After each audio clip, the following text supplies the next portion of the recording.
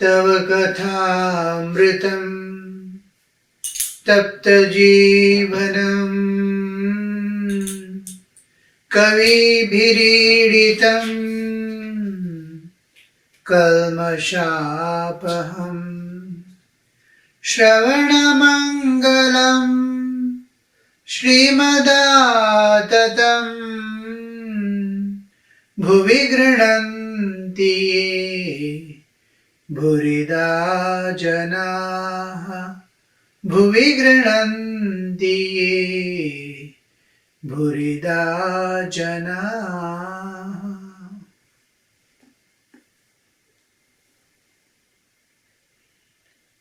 The immortality of human being the body, identifying totally with the physical body in which we are living, in which we appear to grow, but it is the body which grows, takes birth, comes into existence, grows, undergoes transformation. Again there is decay and death for the body. Life continues after the one leaves the body also to acquire another body.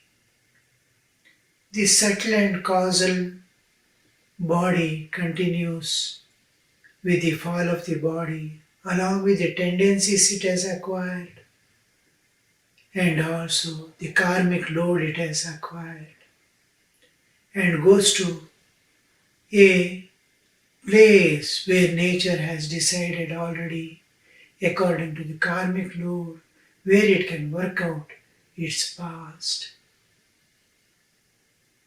This continues till all the forces that are causing the movement are quenched, and then the soul rises to its source back.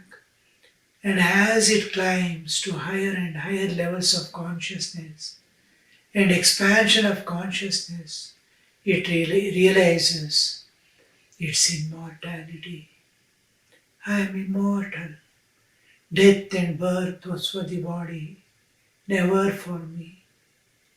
Even when life was going on the earth, with the physical body, with all the problems of life, nothing was happening, all was a dream.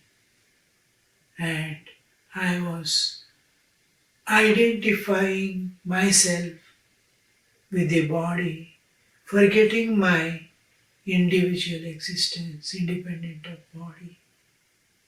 Now, by the grace of nature, by the grace of God, I have been able to de-identify myself with the body and know my real nature, real existence. I was never born. I never underwent any transformation, nor anything happened. I was what I was, even when the body was undergoing the transformation. And I am now what I am, independent of bodily existence. So does the Jivan Mukta, who has been liberated still in the body, feels, and with that he sees himself to be divine and eternal, and sees the world in a new perspective of unending eternity, the divine manifesting as the universe, names, forms, actions, moments, all being just an appearance, like one cloud appearing to be moving, to be stationary, taking different forms at different times. The cloud is cloud, a water vapor and nothing else. It may take any form, it may appear to be living, moving, acting, but nothing was there. Name, form, moments, growth and decay, pain and pleasure, all were only appearances like water becoming wavy or ocean full of waves. When waves were there also it was water and ocean. When it is quiet and unmovable, then also it is water and ocean. So this climb, this release from the bodily existence to see the reality. That's why in Hinduism the most important term is used is the ultimate reality. And we see this reality because we experience what is experienced cannot be told as unreal. At the same time, what all we experience need not be real also. Just like we are asleep and dreaming, we are seeing dream, we are in the dream world, experiencing pain and pleasure of the dream world, yet the dream world never existed even when you are experiencing. You are experienced and come out of the dream, we woke up from the dream and see dream world was never there. You have experienced it. You have experienced the pain and pleasure. And maybe that even after getting up, you are having that heartbeat of having experienced. But when you experienced also that world was not there. So what is reality? Because you have experienced, we give reality to it. Not because it's existing. So we say, Pratibhasika Satya, Vyavaharika Satya, and Paramarthika Satya. The mirage you may see in the desert, but you are seeing, but it is not there. But it is visible to you when you stand and see. And dreams, you experience and go through the experience, but it is not there. But it is experience, so we call it Pratibhasika Satya. It appearing to be true, Pratibhasika Satya. And the world in which we are living with family, friends, duties, responsibilities, everything is another dream. When we wake up from this dream, we understand it was all a divine play. So this is called Vyavaharika Satya. We are dealing in it, getting up in the morning, going to the office, working, earning. All is a dream, but we are dealing with it. We are in that till we sleep and separate from the body. So when we sleep, the whole body disappears, bodily existence and all connected with the bodily existence disappears. Not even a trace remains, nor its memory, nor its continuation, not an awareness that a waking state is there, my body is there, I have left and come. No traces will remain. Yet, when we come back, the story continues. A sense of continuity, a sense of eternity, as if we have gone somewhere and come back to the. So this is called Vyavaharika Satya, truth. Truth at the dealing level, at the Vyavahara level. So the still level, when we wake up from the dream of this world and awake to the divine, when we get the vision of God, the personal and the beyond, the impersonal, absolute, we see, when having seen God, this whole world looks just as a manifestation of God and nothing else. Whole thing was God. I was seeing a world because of my identification with a part of it which is my body. So this whole system we see in a new perspective.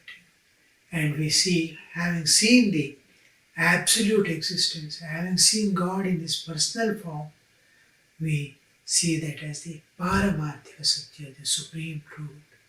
We are moving from the lower truth to the higher truth. Every step that we take is real. Just like, is first standard real or second standard real? When you go to the college, it has no value, but on that, the whole education is based. We can't deny, we cannot avoid.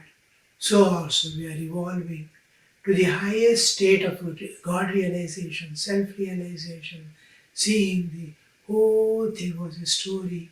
Now a new world of divine stands in front of us. So the whole thing is a planned process going on. And more we yield to nature, more we surrender to the divine, our journey will be beautiful and easy. Here we see, as a part of the Gospel of Sri Ramakrishna, we are coming to the external worship, puja, as a part of the archana of the Navada Bhakti of the Bhagavata. So here we see the various steps we are going through is the way in which we are developing our love, intimacy with God, and expansion of the inner heart, exposing ourselves to the divine. We see some things like grains and all, we collect from the plant of our harvest, and now and then, till we use it, we expose it to sunshine, expose it to sunshine. Like that, we are closed now. We are in family and the world cover. We are covered with, and we are not exposed to the divine. For God to pervade our life, permeate our life, we are not exposed ourselves. When the grains are put in the sun, shine, taken away from the granary or taken away from a container and put it is exposed to sun. We need to expose ourselves to the divine at all times. Divine must be flowing through us and permeating our whole being at all levels of my being, from the intellectual, my psychic, our emotional being, till the bodily being. All layers must be, by working at the gross level, must be divine, must be backed by the divine force. God must be as if God is doing there and I am only an instrument in His hand. I feel, I love someone, I serve, everything. I must be dissolved state and He must be, it is He doing, it is He receiving. He is the doer, He is the receiver. At every moment, I must remain uninvolved in the world. How to remain uninvolved and attend to all the duties of life is to bring divine into our life, expose our life to God. Every moment that coming and going must go on. Then you see God is permeating through your whole existence and you remain unmoved in your life, unaffected, and you will be free from the karmic load and tendencies. Every act of yours in this world, every thought of yours, every feeling will be a spiritual practice, bringing about the spiritual unfoldment in you.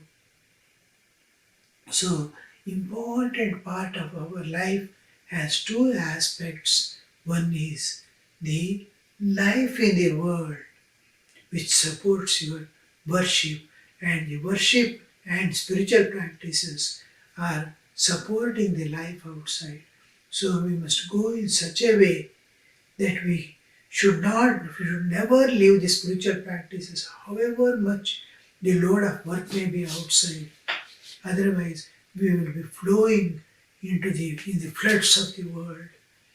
So we'll be carried away by the time and the floods of the world, worldliness.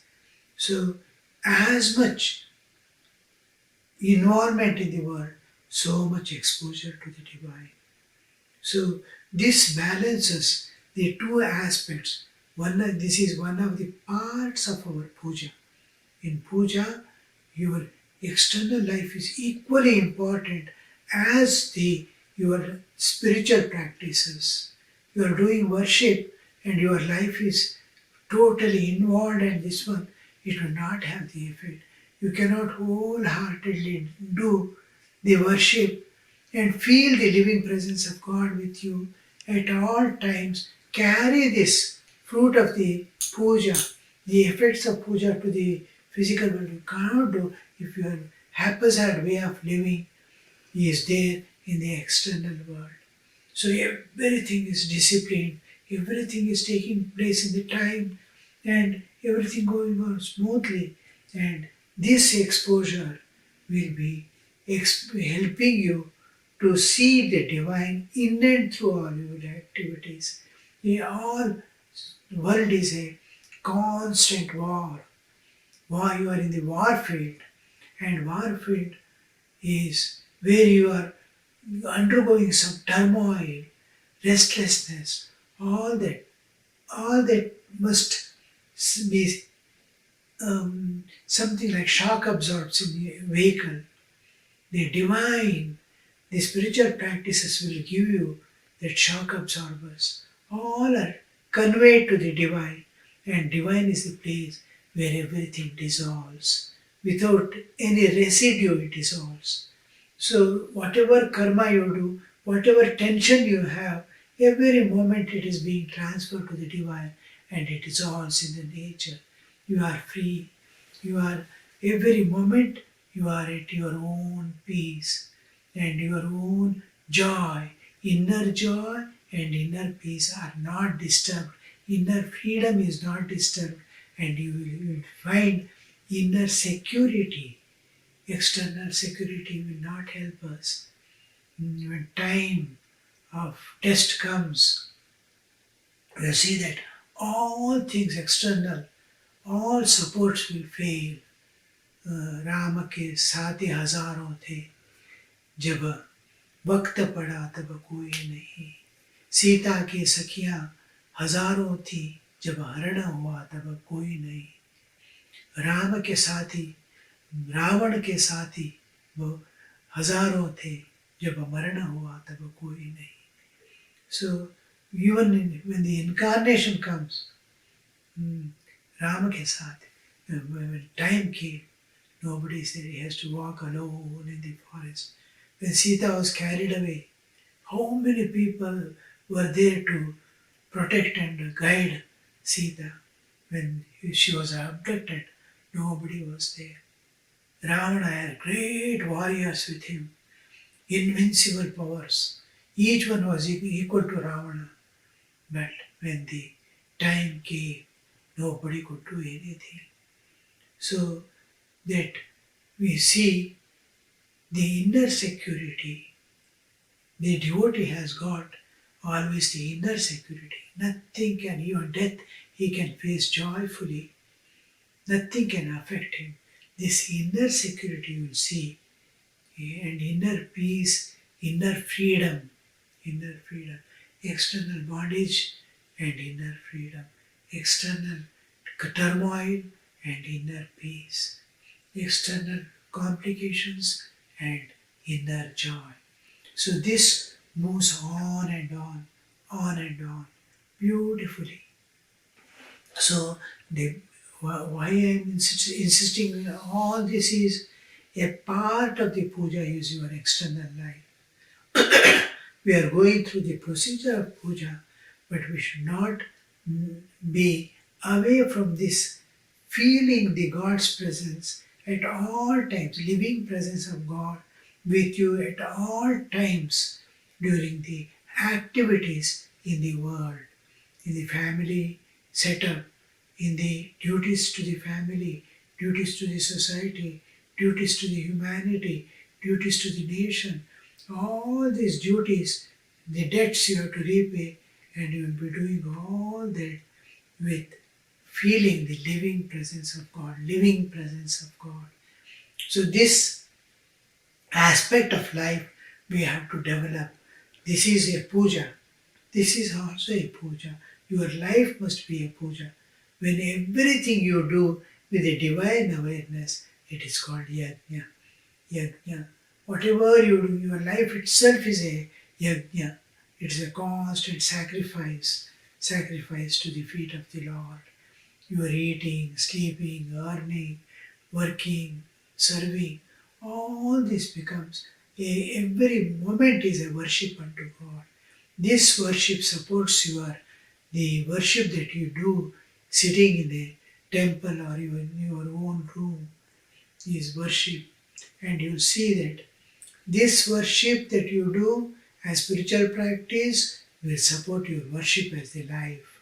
And worship of the life, each is helping each other, supporting each other, yeah, and supplementing and complementing each other.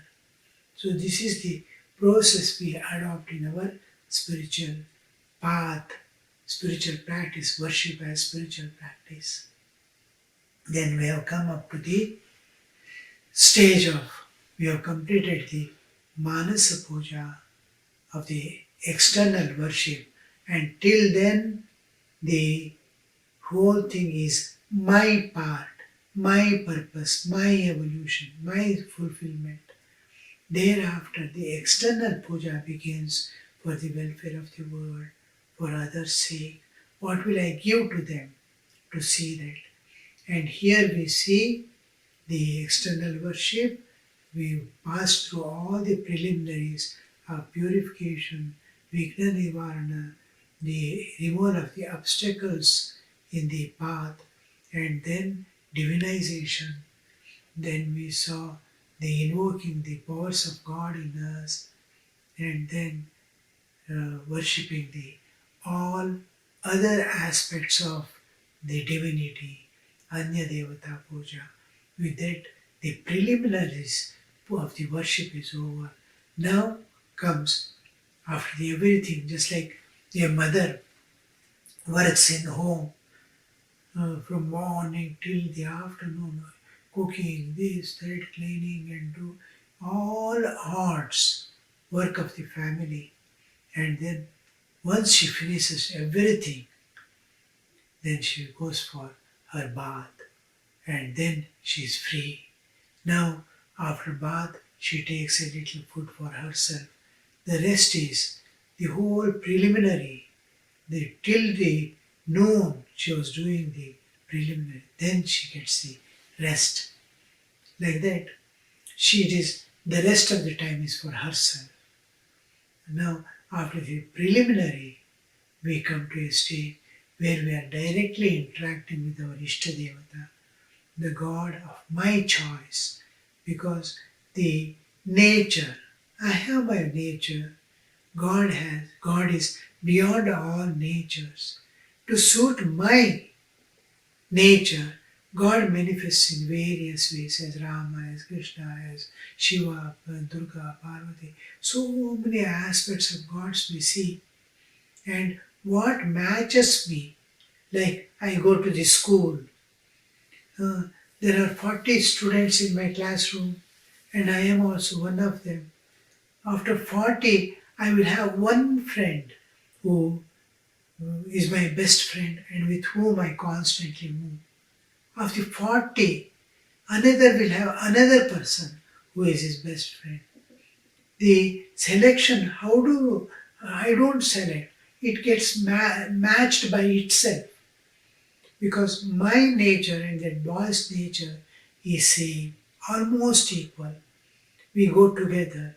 Another two friends, you see, their natures are same. Sri Ramakrishna used to say, the thieves will be always together. They like each other. Their nature, drunkards will be together. These people who study, intellectuals, they will be together.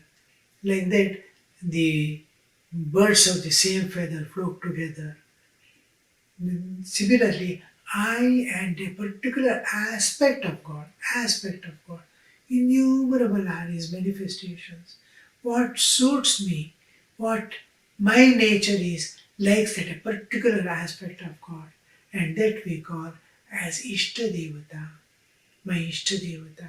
One may be having Rama as Ishta Devata, one may be having Krishna as Ishta Devata, one may be having Ramakrishna as the Ishta Devata, one may be having Sharda Devi as the Ishta Devata. It depends upon, and the Ishtadevata may constantly be changing according to evolution. It may constantly, as my ideals change. Now, when in my own life, when I was a small boy, somehow I had great fascination for Krishna. And when I started entering into the college, there all uh, children pranks and all of the Krishna started dissolving away. Now Satya Dharma, I have to be the moral perfection, the following the ideals that came. Rama became my ideal during the college days. Then, by the time I finished my college days, I started understanding what is the purpose of human life, coming in contact with the Ramakrishna tradition. Oh, God realization is the only purpose for which human life is given. Then my ideal again changed to Sri Ramakrishna. Like that, the ideal, as our ideal changes, as our nature also changes, our Ishtadevatas also change. Finally, when the purpose of life comes into picture, the total renunciation of all things and the last few days of our life to dedicate entirely for transcending nature and going beyond attainment of God, attainment of absolute freedom is the only purpose of human life, to transcend the nature, internal and external, and go beyond. So when we come to this stage, we will see that we will be able to do all our duties of life.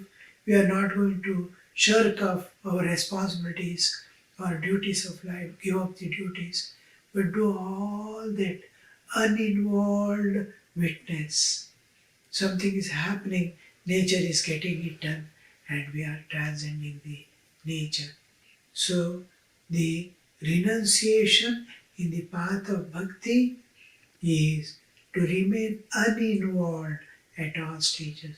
In renunciation, in Advaitic sense, is giving up all things and dedicating to the transcendental existence.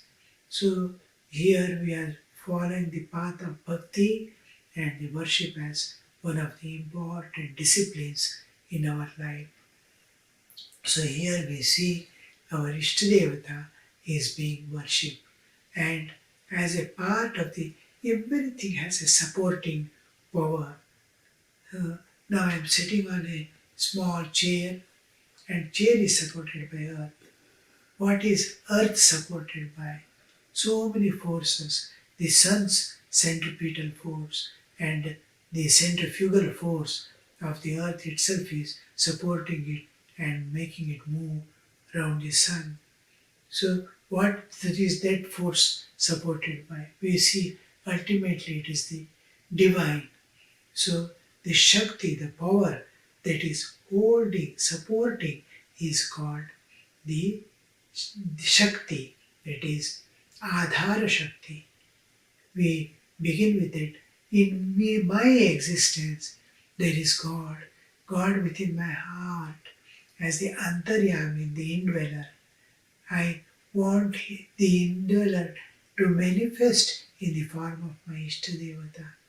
So the existence of God in my heart, we are made up of three aspects: my own existence, the nature's existence, Prakriti, and the divine existence, by which my bodily existence is standing in this universe. It cannot exist independently. I cannot exist independent of nature. Nature cannot exist independent of the divine. The three will be together. This is the Adhara Shakti, the holding power of my existence and my Ishtadevata in the my bodily existence. We'll continue in the next class. Om Shanti Shanti Shanti Harihi Om Tat Sat Shri Ramakrishna Arpanamastu.